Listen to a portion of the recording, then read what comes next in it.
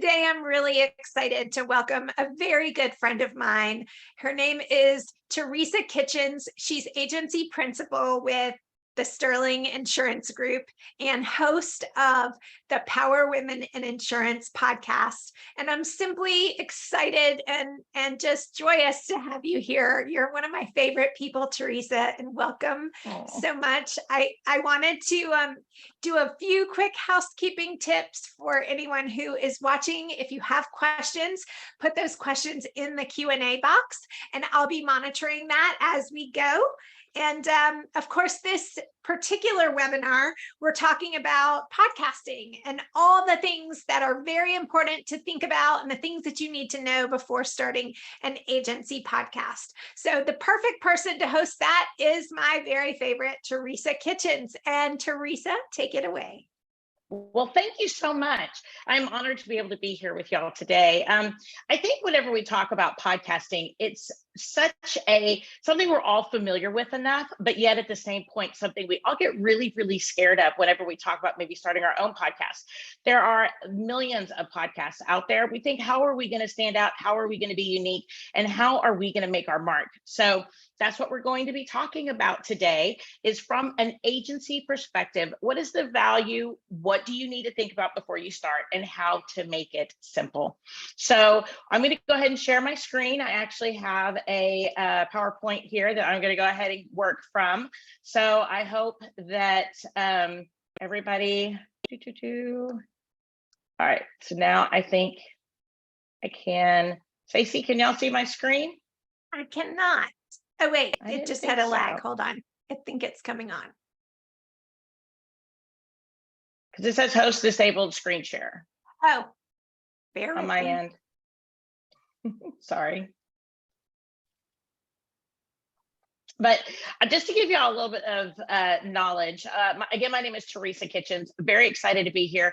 Back in 2020, before COVID actually hit, the couple months we had pre-COVID, I actually went into a discussion with a bunch of women, and we were talking about how there wasn't very much out there in the world to encourage women, tell our stories, help share the knowledge that women had in the insurance space. So I said, well, why don't we start a podcast? So that's kind of how my podcast kind of started. I have zero background in radio, in production, in all this other stuff. So I am just like you. I am an agency owner. I've been an agency owner for about 20 years, and I'm really excited to talk to y'all today about this process. So I'm going to go ahead and get started. And I did already tell you a little bit about what we're trying to do today, but here today we are talking about how to create your own podcast.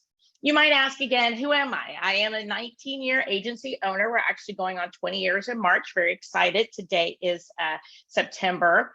I'm a mother, I'm a wife, I'm a friend, I'm an employer, I'm a visionary, which means I'm ADD and crazy out the wazoo, and I love new projects, and I'm super squirrel oriented. And I call myself a chief inspirer, which means that I love to be able to inspire the people around me to be able to do cool and get you new things. So welcome to our Cool Get You New podcast, education piece. In 2014, I had a major shift in my life. My kids were both ill. They're amazing. They're grown now, and love them. They have always been the key to everything I do. And what happened is that I needed to be able to build an agency that was going to be more virtual. So I've done that. And with that, I've really also involved the concept of being able to be a podcaster. I'm a co-leader at the Women of IAOA. I'm a passionate leader, and I love running a mastermind of agency owners, which I love. And again, in 2020, we started the Power Women in Insurance podcast. We did that because of the fact that so many women are in the insurance space, but they are not stepping into either sales or as much into the leadership or ownership role. So with that, I did create the Power Women in Insurance podcast. We are on Apple iTunes, we are on Spotify, we are on Google Podcasts, we are on lots of different areas, Audible, YouTube, we do have a channel on YouTube, Podchaser, there's lots of different platforms out there. And I started completely on my own. And I wanted to make sure that I bring that up because over the course of time, we're going to talk about delegating some of these things that go along with being able to build a podcast. But I built mine from scratch. did a lot of the things that we're going to talk about today. And then along the way, I decided to help delegate some of those pieces. And I was invited to be a part of the Agency Intelligence Podcast Network. So I'm very proud to be able to have that now. We are about 2.5 years into this process. So with that, we're excited to be able to be a part of that network. And I'll tell you a little bit about what a podcast network could do for you. And we're just going to talk in generalities, but there are lots of places that you can find my podcast and places that you would want to make sure that you post yours as well. I do have 117 episodes in total. I actually looked it up this morning on Apple iTunes, and we are averaging around 1,800 to 2,000 downloads per month. I think that's a really big thing to say because of the concept that we need to make sure that whenever we have these podcasts, we need to understand our scope and our audience. I don't see that being gender specific and or industry specific that I'm ever going to have like 58 million downloads per month. But at the same point, I'm very, very proud of the consistency of the podcast. So we're going to talk a little bit about that. We do have a very good rating on Apple Podcasts. So, or Apple iTunes. So look us up. I would love for you all to be able to check out the show. So one of the things we want to start off with is just finding your voice in this space. And what that means is, what do you have to say? Like maybe a topic. If you're looking to be able to open up a podcast for your agency, you might want to ask yourself, is it going to be a community podcast?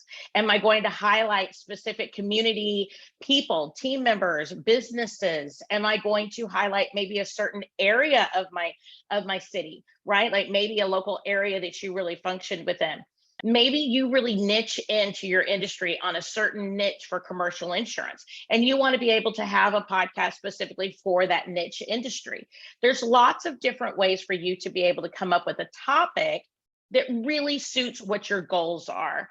So I usually say, what do you have to say and who do you want to say it to? We're going to talk about that, but why do you want to say it? What makes you unique? What is your passion?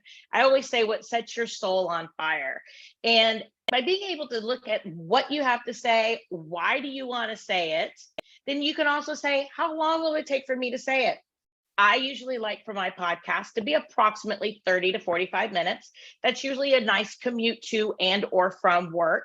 I don't usually do a lot more. I don't do a lot of filler, just because for me, I'm too ADD and I'd be off somewhere else. So I know that those are the podcasts that really work best for me. I know my husband loves really long podcasts that he feels like he gets a lot of meat from. So based on your topic and what you have to say, make sure that you do take that into consideration, because that's a very big part of what your podcast will be all about. Take into consideration, where do you want to say it? All right. You can have something on YouTube. We talked about all these podcast networks. The more networks you're on, the more opportunities you have to be found by your local network. Maybe you could even partner up with local business owners. Like I said, if depending on what your topic is, you would want to make sure you have a platform that is accessible to your market, to where it is that you're trying to go. All right. If you want to be able to open up a podcast specifically, I know people in the insurance industry that have passion projects. Like I know that there's a gentleman that I know of that has one about being a dad. He loves having a podcast about being a dad and being a great dad. And I think that's a really great podcast to be able to have as well. So where are your people? Where do you want to be able to say it? And you don't have to do video. All right. I know that a lot of people feel like they need to, but if you do put it on YouTube, you can always put up a little graphic, or you can put up different types of pictures that would be able to give people a video on YouTube and just have your audio there. So again, this is your choice. Video does typically convert better. We all know that. But if it's something you want to grow into, then grow into it. I think it's a great opportunity to do that. But where do you want to say it dictates a lot. It dictates maybe whether or not you do your hair in the morning, or whether or not you put on makeup and you do your podcast that way with video, or if you are in a certain location that you want to make sure you record to. So if you're going to people's offices, right? So we'll talk about that further, but I love the conversation of what, why, how, where do you want to say it to? Again, we're going to come back to who do you want to say it to? That probably should have been my first point. You could do business, you could do consumers, you could do a passion project, you could do something local, you could do something within a certain industry. The options are huge. Okay. How often do you want to say it? This is really important. I think a lot of podcasters, I feel like they need to put out content constantly. And you know what? Consistency is super important, but you can also pre-record. You can also do some things that make it so that it's not so stressful. The stress of being a podcaster is probably one of the biggest reasons why people don't go into podcasting, because they feel like they have to be able to have a new episode every week or 2 weeks, or two per week, or they feel like they have to keep up this regiment of a schedule, and it gets to be a lot when you get into all the different pieces that go into it. So think about what you want to do, and even if you just wanted to be able to put something out maybe monthly or even quarterly, or even just pre-record a couple of episodes and see kind of what happens and what your schedule is to be able to get guests. Remember, start this at your speed, your own speed, and really create a project that you're proud of. I'm going to say that multiple times throughout this journey, but make a presentation and a product that you're proud of, okay? And it really suits your goals. It may not be that you want to be big and famous in the podcasting world, and it might be that you do. So take those things into consideration whenever you answer all of these questions about finding your voice. I always love to say too, do you have a certain flair for the presentation? There's lots of people out there that have, sound effects. They hit a button, it goes, wah, wah, or there is a button and there's like applause, wow, right? Other people might think that's just too much. You need to find a certain flair for your presentation. There are certain people that dress up in certain ways. There are people that do it always on location. There are people that even have podcasts about food. Whatever you want to do, find your flair, find your fun parts. I always say that on my podcast, it's just conversation. It's all it is. I always say, let's just have a nice glass of wine, sit down, chit chat a little bit, and make it a conversation that we include other people in. I know that might not seem like a big flair moment, but for me, that is a big draw for people. They always tell me that they love kind of the process and they love the conversational style. And so for me, that's part of my flair. So I like it. Finding your style also includes, will you have guests or will you be a podcaster? We talked about finding your voice, find your style, right? But remember, you don't have to be the same thing all the time. There's no reason why we have to get stuck in a rut. We can easily have guests, do solo episodes. You could do throwback episodes. You could do some on location if you want to. You can do however you want to be able to do it. It's your podcast, right? Whatever it is that really resonates with your team, with your market. Okay. But you want to think through though, if you want to have guests on, that means you need to reach out to people, right? Who are the people that your market want to hear from? What are the information points your market wants to hear? Okay, if you're going to do a solo podcaster type presentation, are you going to do books? Are you going to do your personal opinion? Are you just going to chit chat? I know podcasters that record in their car, just an audio piece inside their car. So will you have guests or will you be a solo podcaster? That's part of your style. Your colors and presentation, have fun with it. I know there's a lot of people out there that have various other types of styles. We're going to talk about that here in just a minute. Evolve, listen to yourself and the message that you're putting up there. Let it grow. Listen. And you know what? Do, like I always say, what sets your soul on fire. If you want to have a conversation, if you want to laugh, if you want to be able to make it a little bit more serious and a little bit more pensive, feel free to do so. But listen to yourself, because people, like we always say in sales, people do business with people that we know, like, and trust. Same thing for a podcast. Podcast can and is a lot about the topic, but it's also about the podcaster. It's also about their personality, and it's also about their connection with the message that's going on. So listen, let yourself relax and listen to the message that you're putting out there. Make sure you're true to your goal. If your goal is to be able to monetize your podcast and you're not doing the things that it takes to monetize it, then you know what? You're going to get burned out really, really fast. And that's not what we want. We want to make sure you keep your goal in place so that you can get the things that you want out of your podcast. If you're there to be able to utilize this in commercial insurance and to be able to get into electricians and talk about things that electricians get into so you can build your book of business with electricians, then you know what you're going for, exposure or connection. So therefore, if you're getting good connection, you're having good conversations, then you know what, that's really what your goal is. Because if you do what sets your soul on fire, you're going to love doing exactly what you're doing. And, you know, maybe if you get 30 people that listen to your podcast or watch your podcast, or if you just get leads on your website, or if you get to speak at different events, that's going to be completely worth it for you, because that is your goal if that's what you're going for. Research other podcasts. Notice how every single podcast has a different feel. They have a different energy about them. And it comes through in their artwork. It comes through, like I mentioned, in their music, in how they conduct themselves, the way that they have conversations, how they steer conversations into certain topics, maybe, and really do that. These are some of my fellow podcasters on the Agency Intelligence Network, but you can easily just go to iTunes and look up. Everybody has different artwork. Everybody has a different feel. Make sure you find your style. We're going to talk now about how to be able to develop your visual and auditory elements. I'm a huge, huge fan of outsourcing things so that people can help me. I cannot do everything in the world. I love Fiverr. Fiverr is a great opportunity. We'll talk about that a little bit more in multiple areas. Fiverr is a place where you can go find somebody who has a specialty skill that you can hire them to do something for you. Canva is a great way for you to be able to put together your own opportunities for publishings and so forth.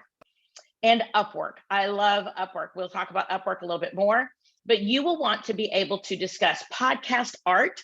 And that means maybe your show, the original viewing, like we looked just a moment at some of the artwork for podcasts, your intro music, outro music. I am not musical. That should not be something I would ever take any responsibility for ever. I actually hired mine off of Fiverr and she did a great job. Each episode will have maybe a picture of your guest. Okay, so your episode images, right? That's going to be a lot of those, and that's going to be more every single time that you publish. So that's going to be a little bit different. Your podcast art and your intro, outro music is something maybe that's consistent for all of your episodes. But your episode images, your show notes, which show notes are generally the data that is below the actual show that gives you time markers for where they can get certain points, gives them information about the guest. It lets them have links to other activities. And that's also what Google rankings can pick up and be able to promote your podcast as well. So show notes are very, very important. Editing.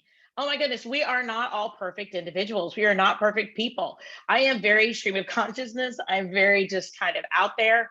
That I know that there are times when a phone rings or something happens that we have to be able to cut out a certain section of a podcast episode, and editing is a very big part of that. Plus that's putting in your intro music and your outro music, so on and so forth. Very important. You know, I'm actually gonna go back to that slide real quick because I want to make sure that I bring into this Fiverr. I love, I did say that I love it because I had my podcast art and my intro, outro music done on that. I was doing my episode images on Canva. I just kind of created a template. Every single week I went on in there and just put in my guest picture, an update for whatever our topic was. But I also love Upwork. And on Upwork, I'm able to hire somebody to do my show notes. And I even had somebody do some editing for me at one point. So those are some great ways for you to be able to get people to help you as you go through. I'm a big proponent of being able to do it until I know what I want and then handing it off because I know what I want, but at the same point, I want somebody else to do it. So that way I got what I wanted. And I was able to build that feel, that mojo, that what sets my soul on fire. That way I get that from my image that I have on my podcast, and then I hired people to be able to continue with it. So That's what I love Upwork for. So I wanted to make sure I went back and shared that with you. All right, but just remember, start simple, grow into these different pieces. I started with, hey, I'm just going to do intro, outro music and get a graphic artist piece done. And then I sent it out to like 10 of my friends. I go, well, if we did this, would that be stupid? And I got a couple people's, input on it. I got really great feedback from it. And I wanted something happy. I wanted something bright. I wanted something inviting and energetic. And I think that's what we received. And I loved it. So then I sat on it for a couple weeks. And then I went on in and started playing around with the next phase. Okay. And that's going to be how to be able to grow my presence, right? What audio tools did I want to use? I am a super simple human being. You can probably tell right now, I'm just on my headset. I'm in my office and I am on my computer. I don't have this big box of audio materials that travel around the country with me to be able to do everything. And I think that's great when people do that. I know lots of people who have amazing podcasts that do a great job with all that. And to me, that just felt like a lot. So I just use AirPods. I use my computer. I use Zoom. I made it super easy. You can decide if you want a background. I just use my office stuff. In fact, I'm in the process of redoing my office, so I apologize, but I just use me. This is me. This is my background. And some people put in lights and some people put in different things that help to create that feel of something very calming and warm. I think that's wonderful to do. I just try to make it easy. This is me. Your AV recording software, we're going to get into that as well here in just a minute. I'm going to give you some examples of this. And what do you want to record on? I typically record on Zoom, very, very easy. There's all sorts of other ways to be able to do that do a really great job with bringing in your guests, sending them out reminders, all of that. Scheduling, very important. I love Calendly. If you use another scheduling platform, make sure that you go in there and check to see what they can do. If you go to my Calendly account, it's at the bottom of all my emails and I send it out regularly, it has a specific section for being able to schedule a podcast. People go there. When they go ahead and put in their name and their contact information, it automatically blocks it out on my calendar. It automatically sends them a Zoom link and it automatically sends them notifications. So that way they are on time and present for my podcast recordings.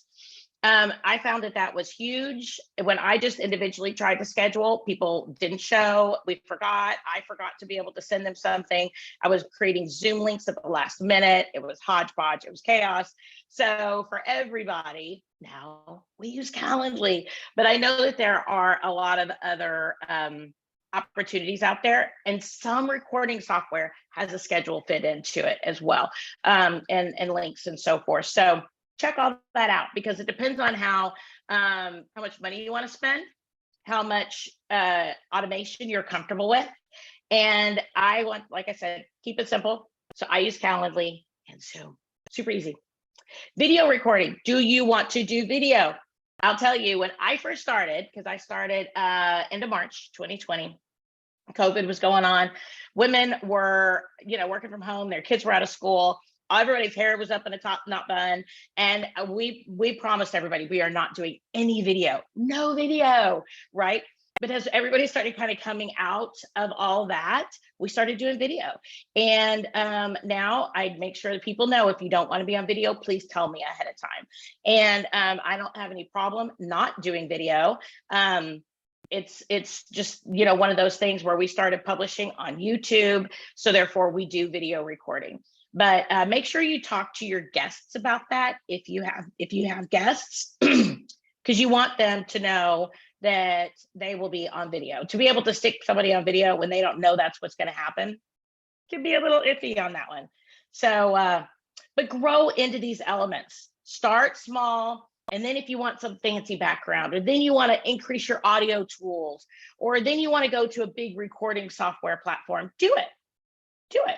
But don't let it keep you back from starting your passion project. It's probably my biggest thing on that screen. I probably should have put that on there. And just remember, have fun. Record an episode or two, bring on some people you're super comfortable with. Don't worry about timelines of how often you're supposed to be able to publish. Don't put a lot of pressure on yourself when you first start. Bring on a guest, make it fun, make it light, right? You could record a few solo episodes just to get comfortable with it. And then you know what? Publish everything when you're ready. Publish it when it's right for you. Maybe have a big kickoff if you want to be able to have a big kickoff, or maybe you want to get, I wanted to get like 10 to 12 episodes under my belt before I made any type of announcement that we even had a podcast, because I wanted to get comfortable with interviewing people and asking them questions. And what was my voice? What was my style? What did I really want? Did I want to go back and change my music? You know, those types of things. So publish whenever you're ready. There's absolutely no timelines here. Think about how you're going to produce. These are a few tools based on some of the conversations we've already had. I tried to bring you into the idea gradually of some of the avenues that you can go down and some of the tools that you can use. But now we're going to talk about actual companies that you can go check out. Platform to be able to publish. I know a lot of people use Lisbon. That's one of the best ones out there. Buzzsprout. I started on Buzzsprout. It's like $15 a month, something like that, for like 4 hours of recordings. So that worked really, really well for me. They also give you little sound clips. Like you can go ahead and you can create a specific sound clip to where you can pull that out and use that as part of your publishing whenever you put things maybe out in different areas as you market your podcast, which we'll talk about. So they give you lots of different opportunities for those actually connect you. They put it on the internet, but then those platforms to publish with actually put you on iTunes or Spotify or Google Podcasts and so forth. So they actually stream out into those networks. So that's very important for you to be able to have a platform to publish from. Zoom, are you going to publish on Zoom? You're going to try to go to Restream, Riverside. Some of those do have a subscription level. Zoom, of course, is $15 a month based on how much you use it and what features you have. They do have a free up to, I think, an hour version that you could also use. If you do use Zoom, excuse me, I highly recommend that you use the multiple levels of recording to where your guest is on one audio track and you're on another audio track, so that if they're talking and you sneeze, you can cut yourself out. So that way you don't have some of those issues. But I use Zoom, but there are wonderful platforms, and especially if you are going to invest in really great quality microphones and things like that, that might be a really good avenue for you to go down. All right, will you do your old show notes? All right, they're great. Google picks them up. It's great for your guests too, to be able to make sure that people can get in touch with them. Gives your guests a reason to be on your podcast based on your topic. Fiverr and Upwork are my two favorite places for those. I have a lady on Fiverr who did it. I think she did it for $15 an episode. I can't remember, $12, $15 an episode. And that worked out super well. And on Upwork, I ended up hiring somebody to be able to help me out with some video editing. And I can't remember how much I paid for that back then, because it was about 2 years ago, but I love both of those. And like I said, I kind of did everything myself for probably about 6 to 8 months. And then I was like, okay, I want somebody else to do this. And I started off with show notes, and then I started handing off the editing, and I had to hand it off the artwork too. So by being able to do that, it gave me joy back. I was getting so overwhelmed with the whole process that I could not manage the whole thing. So it got a little bit much, but I loved delegating into these different areas, and for not a whole lot of money. So it was very good. Then you can also look at whether or not you want to be a part of a network, okay? The podcast networks out there, there are some that are industry specific. I am on Agency Intelligence podcast. I think they go by the podcast network now. But then there's also different ones. If you are doing something maybe that is more of a passion project, that would be maybe if you want to be able to talk about, local businesses, or you want to talk about maybe a religious type conversation, or maybe if you want to be able to talk about being a parent or a crafting podcast, whatever your podcast might be about, you can launch on one of these networks, okay? There's tons of them out there, tons. and they will take over a lot of that show notes, publishing, editing. They will do a lot of that for you for not too much money. I didn't get too deep into those, but you can definitely do that, and they help you to make sure you don't get too exhausted with the podcasting process. So highly recommend them. And then think about, how do you want to promote your podcast? Do you want to put everything on your website, on Instagram, Twitter, Facebook? Are you going to send out a weekly email?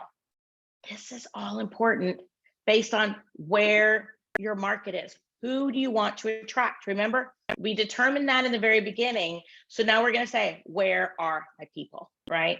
So if your people are on Twitter, my people generally aren't, so I'm not on Twitter. Instagram was great for me. I was hacked a couple of months ago, and I just haven't gone through the effort of being able to put one back together again. But you can always go to I think my Instagram's still up.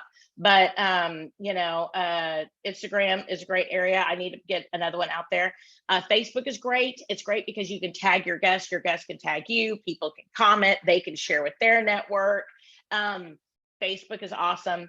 Email, I've heard that it's not as important necessarily, but I do think it is important to remind people that you're there. So if you send out like a weekly reminder email that you have another episode coming up. So take those into consideration. I also say to be able to put it on your website, maybe to be able to put it on YouTube. I can't believe I didn't put YouTube on here. And make sure that you allow everything to be shared so that way your guests or people can share your message, because that's what you're going for, right? Whether or not you have sponsors, whether or not you have businesses that you're interviewing, whether or not you just have a passion project that's like maybe a solo podcaster type situation, you want people to listen and to share it. So very important to make sure that you do that. And a lot of, if your website is on WordPress, they do have a way for you to be able to put it in there and then to be able to use a podcast setting to where people can share it and download it and different things like that. So that is some really great information about how you can produce. And then again, think about marketing. Once you've gone through all this work, then you need to get your message out, right? Focus on your goals. Where are your people? Where's your target audience? All right, if your people are not on Twitter, if your people are not on Instagram, if your people are not on Facebook, then don't go those directions. Make sure that you are on a platform that they are having conversations so they can find you, right? Put it on your website. Put it on LinkedIn. I haven't really mentioned much about LinkedIn, especially if you are doing a professional podcast towards a specific niche or a specific professional industry. Definitely LinkedIn, huge. Twitter, Instagram, send out your weekly email. Maybe you even want to charge for ad space somewhere that people can advertise on your podcast, right? Or even on a website for this topic, maybe for your podcast. Okay. Have your own website for the podcast. That way, it's something else when people Google and they look up something in that topic. That's a great way for people to find your episodes. Very important. You can also do Facebook targeted ads. I am not a Facebook targeted ad person, but if you know that people, maybe like I mentioned earlier, maybe you are targeting electricians for an electrician podcast and you want to be able to target electricians. If somebody's an electrician on Facebook, then maybe they can be able to have little pop-ups or on their, inside of their Facebook feed that says, hey, listen to this podcast. Remember though, don't get discouraged. Podcasts, when they first go on out, will probably have a couple of listeners, probably your mom, your dad, your best friend, that kind of thing. But over the course of time, as they pick up speed, people are going to start going, oh, I want to listen to another one. Oh, I want to go back and I want to listen to another one. And they compound. It is the power of numbers. It's the power of episodes. It's the power of exposure. It's the power of the number of platforms you're on. And all of that goes into the number of people that you can reach, because Google's going to pick up on all that. Google's going to pick up on your rankings. Google's going to pick up on your comments. Google's going to pick up on all of these things on all of these different platforms. And it's going to raise you up so that people can find you more efficiently.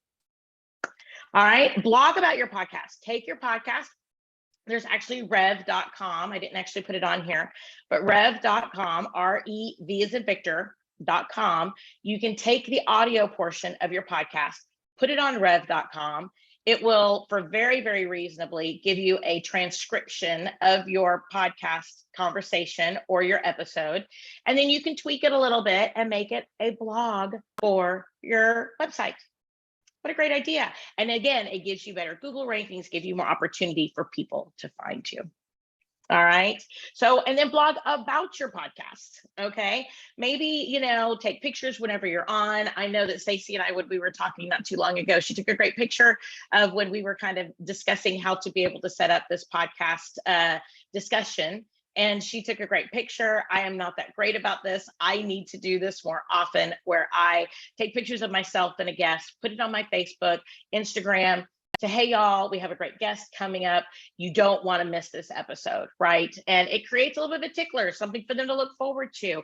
Oh, maybe they're working on whatever your topic is, personal branding or home improvement, whatever your topic is. And maybe that goes, oh, I want to make sure I look that up, right? So that way they can get your information.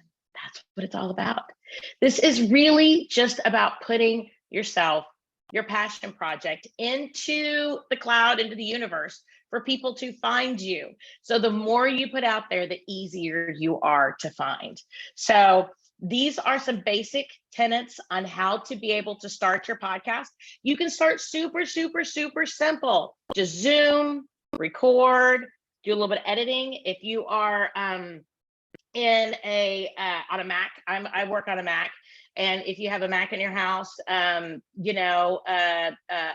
is great to be able to do some editing inside of GarageBand. There's also some free opportunities out there that you can download some different software that's mainly PC based for you to edit. A lot of it's free. All right, for you to be able to edit your podcast. If you're like me, you just like to talk, you may just take it, upload it, we're good, kind of thing, because you want it to be natural. That's how I generally do, unless it's something pretty egregious. I generally just let it go. But make sure that you put your content out there, let it grow, ask for people's opinions and feedback who listen to your podcast, and bring things on that you're passionate about. People love to listen to people they know, they like, and they trust. And as long as that is you, they're going to listen to your podcast all the time. And that's the goal. Because once you master each part of it, you still want to make sure you have fun, right? Again, people want to do business that they want to listen to. So you can hire people to help you. Utilize tools like Calendly, a podcast network, Fiverr. I use Monday.com to schedule and then to automatically send out reminders for when people's podcasts are. Love Monday.com. Have somebody help you find your guests. If that means going to LinkedIn, if that means going out to different platforms, maybe your team can help you to be able to find other business owners that meet your criteria. Finding guests, it's not just you who can do it. Delegate it, right? Communicating with guests, automate it. Send them an email, say, hey, we might have recorded 3 weeks ago, but your episode's coming up. Make sure you check it out and publish it on all of your social media, right? Very important. And again, I can't say enough about Upwork. I really like it. You can pretty much find anybody to do almost anything you want on there, and they can help you either with being able to put together your episodes, to doing any of these things. They can set up your Calendly, they can communicate with your guests, they can help you find guests, they can help you explore and put together maybe like 2 or 3 podcast network for you to look at, rather than you having to do all of that work. Okay. Delegate your opportunities, because we know that you have a business, you have a job, you have what it is that you are doing. And we want to make sure you don't get too sidetracked from being able to do that. Okay. So make sure that you delegate it as you go. Like I mentioned earlier, I like to do it myself for a certain amount of time. I'd probably say 6 to 8 weeks. And then from there, I'm going to start delegating out the easier pieces of it. And then I'll delegate out the more challenging pieces of it as we go. And I love that concept. But remember, no timelines. I said this earlier, no timelines, no pressure. Have fun.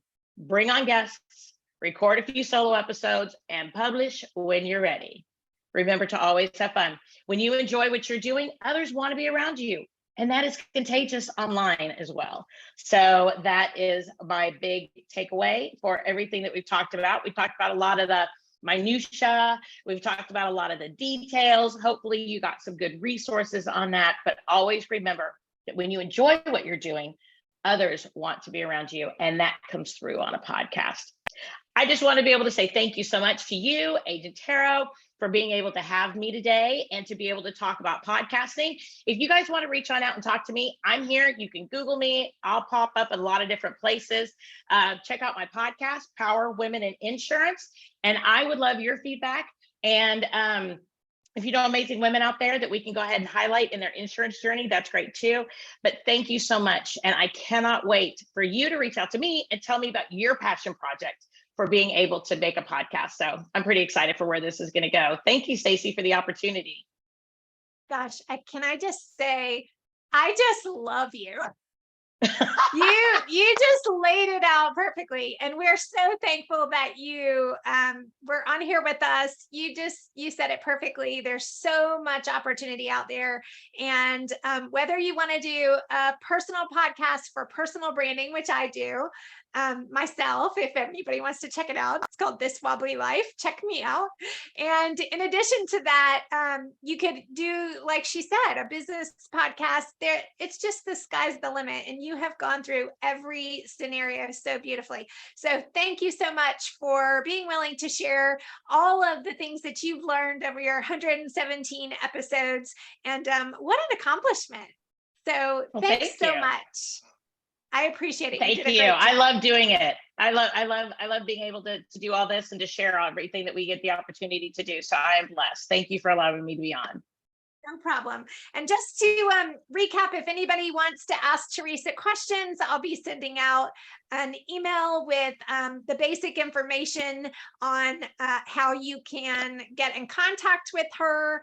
And if you want to ask any questions about Agent Taro or anything about upcoming future trainings, please feel free to either email sales@agenttaro.com for the platform questions, or to email me, Stacey, STACIE .king, KING @agenttaro.com. And I can fill you in on who's coming up next or connect you with past episodes. Thanks again. And we appreciate you all attending today.